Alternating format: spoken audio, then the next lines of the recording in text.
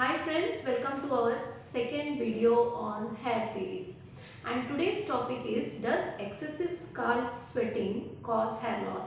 And if this doubt has come in your mind, then today's video is for you. Okay, so when to talk about sweating, first I have to tell when does our body sweat. See, our body sweats during three conditions. First, of course, as a mechanism of regulation, and the climate is too hot, then our body needs to cool down, so our body sweats. The second conditioner, if we are eating something spicy, so gustatory, that is when we are eating spicy food or something spicy, then in the response to it our body sweats. The third condition, when there is physical or mental stress. For example, if you are working out and your body is physically stressed, or you are running, you are dancing, or when you are mentally stressed, like you are anxious to meet your boss, or you are depressed, or you are sad, or any of the strong emotions, then naturally body sweats in response to them.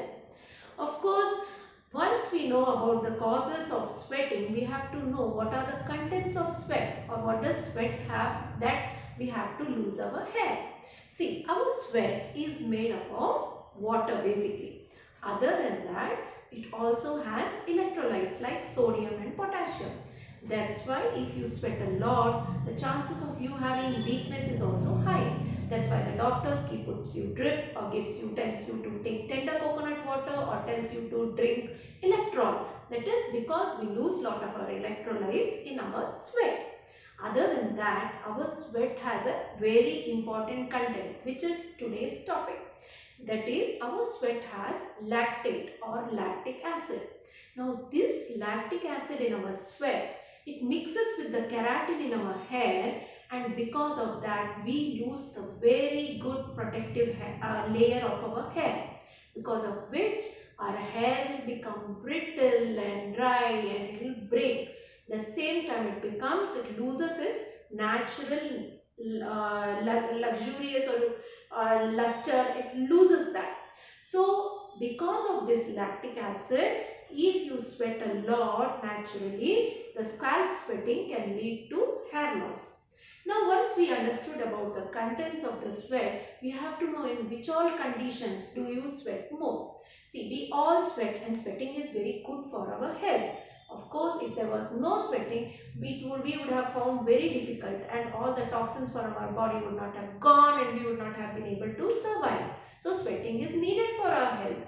But of course, as nowadays Fit India movement is going on, we all exercise and we sweat a lot. So because of this lot of sweating, if we lose all our hair, or we are going to have hair loss, just imagine the condition.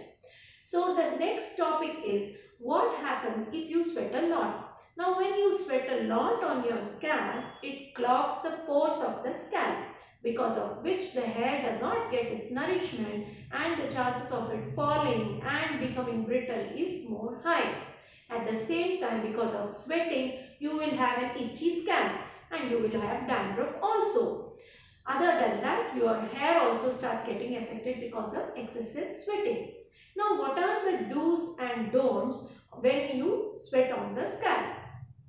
First thing you have to remember is about don'ts is that if you are a person who hits the gym regularly, then this is for you. Always wear a headband. Second thing, that is, if you sweat less on your scalp, you need not wash your scalp regularly. You just take a damp towel and just wipe off the scalp. But if you sweat a lots, it's always better you rinse the scalp. Never tie a tight hairdo when you are doing exercise. For example, a tight ponytail or a tight bun. You can have a loose bun, or do you have long hair, you can just plait the hair, or you can use a headband. But the thing is, don't put anything tight on your scalp, because the sweat cannot get evaporated, and the chances of it staying becomes high, because of which chances of hair loss becomes more. Now, which conditions do we sweat so much, or whether there are any medical conditions we sweat so much? If that is a doubt, then the answer is yes. For example, in diseases like diabetes, hyperthyroidism, and in case of rheumatoid arthritis, women during pregnancy and menopause, yes, you heard me right, and people who are obese tend to sweat more. So what is the solution for such thing? That is, if you are obese, always better work out and try to lose the weight. Second thing, if you are during your menopause and it's really bothering, then if it's not bothering so much, it's fine. You can just let the nature work out. If not, you can always take medical help. And if you are having other diseases like hypothyroidism, diabetes and rheumatoid arthritis, then you can always treat it. And the thing is, what are the things we should do if we sweat excessively on the scalp? See, sweat cannot be stopped. It is good for your health, so naturally you will sweat. Then how do you manage your hair? As I told you already, if you don't sweat too much, then you need not bother. But if you don't sweat more, you need not bother. But if you sweat too much, then of course you have to take regular head baths and rinse your hair. Of course, don't use too harsh shampoos, which will have a very bad effect on your hair. Conditioner once in a while can help your hair. Now, if you are having hair loss because of sweating, what should be done? If that is what your doubt is, then the answer is, of course, you can meet people like us. We physicians are always there to help you out. Homeopathy gives the best treatment as far as, let it be hyperthyroidism or diabetes or rheumatoid arthritis or all these disease conditions apply. So you can treat these conditions. Then once these conditions are in control, then naturally your hair loss also will be in control.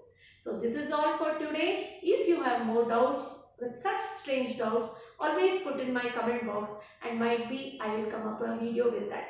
And if not, like and share and subscribe my channel. So thank you. Stay tuned for more such videos.